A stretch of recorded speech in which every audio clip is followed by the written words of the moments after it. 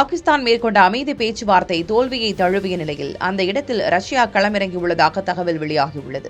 பாகிஸ்தான் தலைநகர் இஸ்லாமாபாத்தில் ஈரான் மற்றும் அமெரிக்கா இடையே நடைபெற்ற அமைதி பேச்சுவார்த்தை தோல்வியை தழுவியதாக இருதரப்பும் அறிவித்துள்ளன.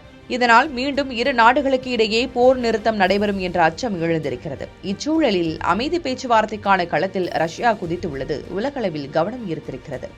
பாகிஸ்தானில் பேச்சுவார்த்தை தோல்வியை தழுவிய உடனேயே ரஷ்ய அதிபர் புட்டின் ஈரான் மற்றும் இஸ்ரேல் ஆகிய இரு நாடுகளின் உயர்மட்ட தலைவர்களுடன் தொலைபேசியில் தொடர்பு கொண்டு பேசியதாக செய்திகள் வெளியாகின.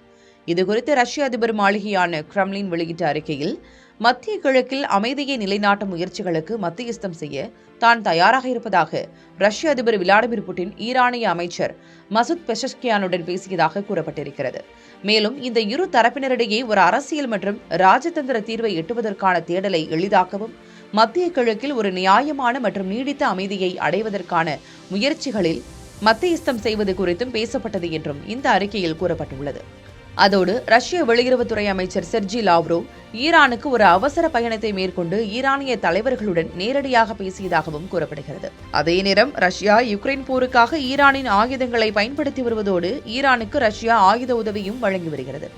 இச்சூழலில் அமெரிக்கா மற்றும் இஸ்ரேல் ஆகிய நாடுகள் ரஷ்யாவின் தலையீட்டை ஏற்குமா என்றும் கேள்வி எழுந்திருக்கிறது.